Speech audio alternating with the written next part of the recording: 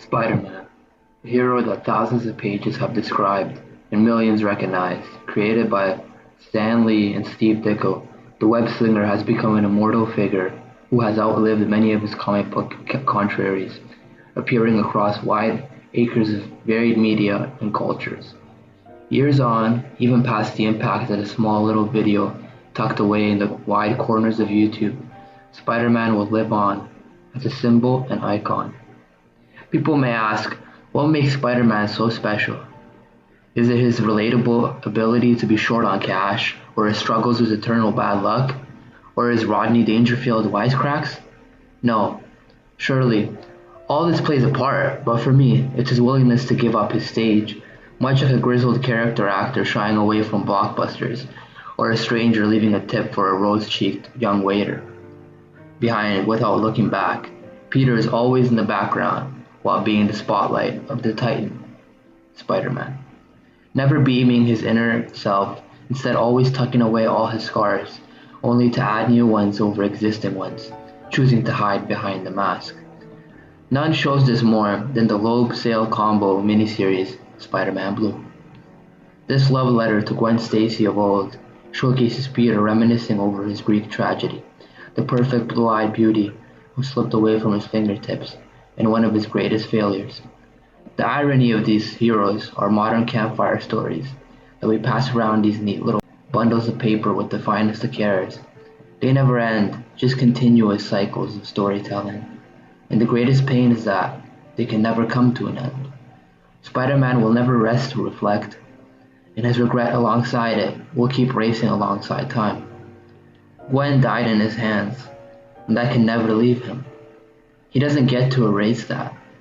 And through these melancholy memories he shares with himself through a tape recorder, we get to see him flipping through emotions of grand excitement and joy to those of great regret and agony. This is an ode to Gwen, but sprinkled through it is the explosive scent of Mary Jane, at her foxiest and charming, may I add, seducing Peter away with a whiff of her words. Face it, Tiger, you hit the jackpot. Can begin to become more timeless, and a callback to the earlier works that shaped the character. The way she commands each scene she enters, like a solar eclipse to the eyes, was done masterfully by Loeb. As much as I love Gwen, I felt the moment that Aunt May opened that door, it was over. It wasn't a competition, it wasn't a close title fight. This was Prime Ali dancing in the ring, playing with his opponent until he felt the need to end the bout. This feeling for me was foreign. I never switched teams as quickly as I did in Spider-Man Blue. I cheated Gwen, the one I was led to believe was the one. To my surprise, she was just the one until the real one showed herself. The way MJ overshadowed Gwen, the way she took over the story up to this point, was very much a direct mirror to MJ's unhinging hold over Peter's main love interest role since her first appearance. And unfortunately for Gwen, there is no escaping this. Even when with Peter attempting to keep his attention on Gwen throughout the issue, he unconsciously talks of Mary Jane far too often, even apologizing for it to no avail. He was hooked.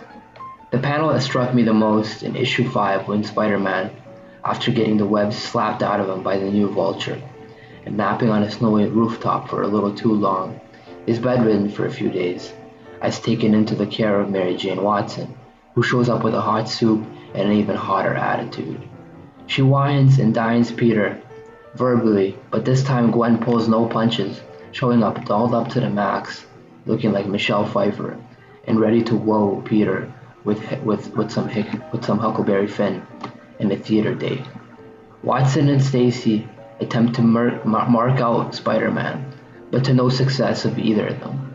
Peter asks them to leave, and in the next moments he says my favorite words in the story, as he watches Vulture of old in a new duke it out in the skyscrapers of New York City. Spidey suits up, and as he watches, slightly hunched, burdened by an unavoidable pillar he must carry. I mean, I was sick. I should have been in bed with a pretty girl reading me Huck and Finn. As he dons his mask, he continues, Huck and Finn reminded me of Uncle Ben, and how one night I stood by what I wanted to, and doing what I wanted to, and let a petty thief walk right past me. If only I had stopped the man, Uncle Ben would still be alive. And with this quick set of events, Peter goes out there to fill his responsibility while acknowledging his own wants. Would be to be read by Gwen as he recovers from his cold. He could be pampered and adored by the flames of his life, and yet sick and tired, he still puts on that familiar mask, going out and wisecracking and pummeling his villains with the energy of a young kid having the time of his life. This is Spider-Man. This is why he lives and connects with so many people's hearts. He faces events that would cripple the mind of most, but he keeps smiling and looking ahead.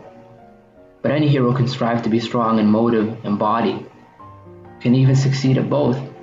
What makes Marvel's supreme web-slinger special is his ability to be vulnerable, to question his decision-making, and to even rebel against what's expected of him, and still comes to the right decisions.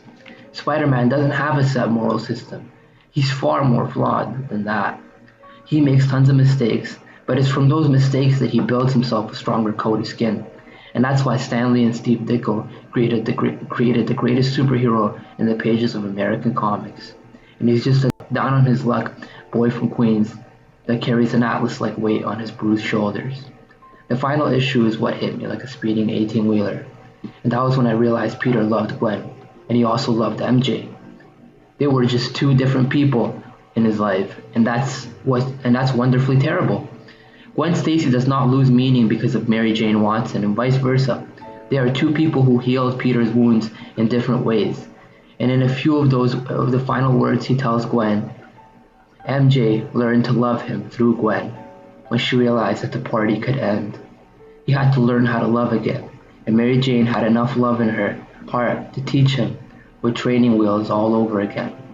But Mary Jane can't be that first love for him. She can't be that what if, the way sweet-eyed Gwen can.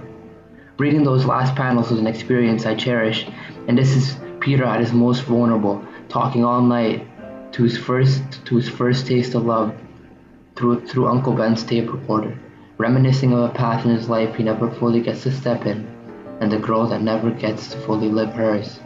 This was more of an innocent love, when life was simple. He was Spider-Man at the time too, but it was the first time he had to juggle love and duty. Even as he fights these grand battles, he's thinking of Gwen. He's thinking of how late he is to seeing her. He's hoping to see her at some spot around school or New York. You can sense this was a less jaded time in his life. There's an innocence to this.